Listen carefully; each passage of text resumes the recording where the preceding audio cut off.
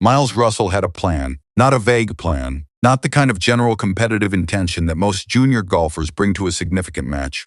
A specific, detailed, researched plan built over weeks of preparation with coaches who had watched every available piece of footage from every significant round Charlie Woods had played in the past 18 months. Miles knew Charlie's ball flight tendencies. He knew the distances Charlie favored on approach shots. He knew the pre-shot routine, the pace of it, the breath in it, the specific stillness that preceded the swing. He knew the patterns Charlie fell into under pressure and the conditions that produced them. He knew the back nine tendencies, the scoring holes, the misses. Miles Russell walked onto that first tee knowing more about Charlie Woods than any opponent Charlie had faced that season. He was still completely unprepared for what happened. Not because his preparation was wrong. Every piece of information Miles had assembled was accurate. Every pattern he had identified was real. Every tendency he had mapped existed in Charlie's game exactly where the footage showed it. The problem was not the information. The problem was that the Charlie who showed up that day was not the Charlie in the footage. Something had changed. Something specific. Something that the footage, 18 months of it, studied carefully by people who knew what they were looking for, could not have predicted because it had not existed yet when the footage was recorded. And Miles Russell, standing on the 18th green with the match finished and his plan in pieces, understood something in that moment that he has not spoken publicly about since. He had prepared for last year's Charlie. Tiger had already built this year's. Before we go further, if you understand that the most dangerous thing in any rivalry is not the opponent you faced last time, but the version they became in the time between, this channel was built for you. The golf code is for people who follow this sport past the surface. Hit subscribe right now. Share this with one person who would feel the weight of what I am about to describe. Leave a comment below. I read every single one. Now back to that first tee, back to the plan, back to the moment it started falling apart in a way Miles Russell did not recognize until it was already over. Here is what Miles's preparation actually looked like. Because this matters and it deserves to be told with the respect it earned. Miles Russell is not a player who takes preparation lightly. The people around him, his coaches, the people who have tracked his development since he was 12 years old, playing his first serious junior events, describe an approach to competitive preparation that belongs in a professional conversation, not a junior one. Detailed, methodical, built on real information processed by people who know what to do with it. For this match, the preparation went deeper than normal. Sources familiar with Miles's camp describe a 3-week block specifically dedicated to understanding Charlie. Not Charlie's swing, that was a secondary concern. Charlie's competitive psychology. The specific patterns of how Charlie processes pressure. The conditions under which his consistency shows any variation at all. The moments in footage where the routine ran slightly longer or slightly shorter than baseline. The holes where scoring patterns suggested heightened internal load. The microsignals, body language, pace, eye direction, that appeared in footage from Charlie's tightest competitive moments. Miles and his team built a complete psychological profile from everything publicly available, and then they built a strategy around it. Specifically, they built a strategy around one central observation. The observation was this: Charlie's strongest competitive conditions were isolated ones, each shot existing separately, each hole its own contained universe. The emotional architecture that made Charlie so difficult to rattle was built on the absence of accumulated pressure, on the match never feeling like a thing that was building towards something unbearable. The strategy Miles built was designed to change that, to create a cumulative experience, to make the match feel like it was building, to manufacture the conditions where the isolation broke down and the weight of the whole thing entered Charlie's process in a way that the individual shot could not contain. It was a smart strategy, a legitimate strategy, built on accurate information by people who understood what they were doing. It stopped working on hole 3. Hole 3. That is where Miles first understood something was different. He had hit a perfect drive. Approach to 8 feet, birdie putt dropping clean. Miles had won the hole. And he looked at Charlie, the way competitors look at opponents after winning something significant, the involuntary check to see what the win registered, and got nothing. Not composure being performed, not a competitor managing their reaction for the gallery, nothing. The absence of a reaction so complete and so natural that it did not read as suppression at all. Charlie had already moved on, already in the walk to the next tee, already inside whatever came next with the same quality of presence that had been there on the first hole when nothing was decided. Miles had won the hole. The strategy said winning holes would create accumulation, would make the match feel heavier, which start building the weight that eventually broke the isolation. The weight had nowhere to go because Charlie was not carrying anything forward. Not the hole Miles had just won. Not the position on the scorecard. Not the gallery energy shifting toward Miles. Nothing was accumulating inside Charlie's process because nothing was being retained from one shot to the next. Miles looked at his caddy after that hole. His caddy looked back. Neither of them said anything. But sources who were close enough to observe that exchange described something in it that went beyond competitive communication. A recognition passing between two people who had built a plan around a specific assumption and were now watching that assumption fail in real time.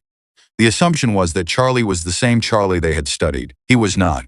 Now let me tell you what had actually changed. And this is the part of the story that the public version of this rivalry has completely missed. 6 weeks before this match, Tiger had identified something.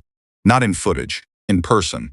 At a practice facility, watching Charlie run through competitive scenarios with the quiet, forensic attention that sources describe as the thing that separates how Tiger watches golf from how anyone else in a gallery watches golf. Tiger was not tracking ball flight or shot shape or the technical elements of Charlie's game that coaches and analysts monitor. He was tracking the clock, the internal rhythm of Charlie's process under simulated pressure, and he found a pattern, small, specific. The kind that costs nothing in a match you are going to win anyway, and costs everything in a match that comes down to the final hole. Under sustained cumulative pressure, not the pressure of a single important shot, but the accumulated pressure of a match that had been close for a long time, Charlie's process showed a variation. Not visible to anyone who did not know exactly what they were looking for, but there, a slight extension in the routine. A fractional slowing of the internal clock that meant something other than the shot had entered the process. Tiger had experienced this from the inside, in major championships, in matches that came down to the final hole. He knew what the variation meant, and he knew exactly what produced it, and he knew that Miles Russell's coaching team, given the quality of preparation Miles was known for, would eventually find it in footage and build a strategy around it. Tiger did not wait for them to find it. He spent 6 weeks fixing it. Sources with direct knowledge of what those 6 weeks looked like describe sessions that have no equivalent in conventional junior golf development. Not swing work, not technical adjustment, psychological calibration. The specific targeted manufacturing of cumulative pressure environments, consecutive high-stakes executions without reset gaps, scenario after scenario building on each other without decompression, designed to make the variation disappear. To make Charlie's internal clock run identically at the end of a high-pressure sequence as it ran at the beginning. By the time Charlie had walked onto the first tee of this match, the variation Tiger had identified was gone. Miles Russell's strategy was built around a weakness that no longer existed. Here is what that felt like from Miles's side. And this requires slowing down because this moment is the heart of the hole 10. Miles was 2 up. The match was going according to plan. Charlie had not broken down, but he had not created separation either. The strategy was working structurally. Miles was in front. The match had the shape they wanted. The conditions Miles's team had designed were present, and Miles made a birdie. A good one. A birdie that in any normal match against any normal opponent would have changed the energy, would have been felt, would have produced the subtle but real shift in atmospheric pressure that competitive momentum creates when it moves decisively in one direction. He looked at Charlie. Charlie was standing at the next tee, already inside his pre-shot routine, pace identical to hole 1, expression identical to hole 1. Internal clock running at the same speed had been running since the morning, 2 up, on plan, birdie made, and Miles Russell felt the floor shift underneath his strategy. Not because Charlie had done anything, because Charlie had done nothing. Nothing different from what he had done on the first hole when nothing was at stake and the match was entirely ahead of them. The accumulation Miles had been building, hole by hole, shot by shot, the careful construction of a pressure environment designed to find the variation Tiger had already removed, had been building against something that was no longer there to find. Miles was not competing against the Charlie in his preparation materials. He was competing against the Charlie Tiger had built in 6 weeks of sessions that Miles knew nothing about. Sources close to Miles described the back nine not as a collapse but as a dismantling. Not of his game remained competitive throughout. Of his model, his understanding of what the match was and what winning it required. Each hole revealing more clearly that the map he had built in 3 weeks of preparation was showing him territory that no longer matched the ground beneath his feet. He kept competing. Miles Russell always keeps competing, but he was competing inside a framework that had been built for a version of Charlie that no longer existed. and every hole that passed without finding what the framework said should be there, the variation, the seam, the place where the isolation broke, was another hole of competing against something his preparation had not prepared him for. Here is what Tiger understood that Miles could not have known. The most dangerous moment in any rivalry is not when an opponent prepares for you. It is when an opponent prepares for you accurately, when they find the real thing, the actual pattern, the genuine weakness, and you know they have found it. Because that is the moment that forces real change. Not adjustment, not patchwork, real structural change to the thing they found.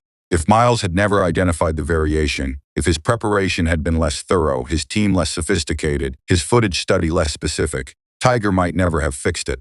The variation might have sat quietly in Charlie's game, harmless in the matches it did not matter, waiting for the match it did. Miles's excellence as a competitor is what forced Tiger to eliminate Charlie's most exploitable pattern 6 weeks before this match. Miles made Charlie better by being good enough to find what needed to change.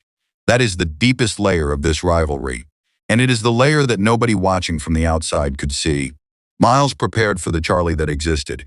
Tiger used that preparation as the blueprint for the Charlie that needed to exist.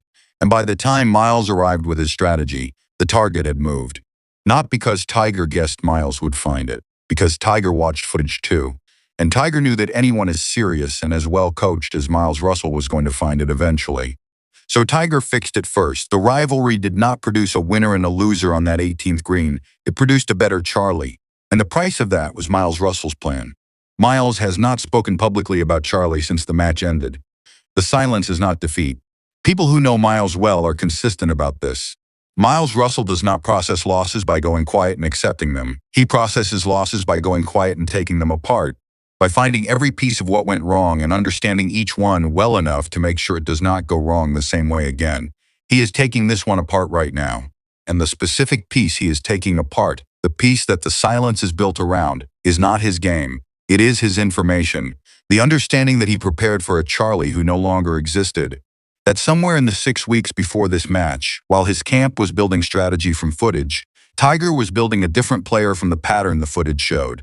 Miles is trying to solve a problem that changes while he is solving it. Because Tiger does not wait for the next preparation cycle to fix what the last one revealed. He fixes it immediately.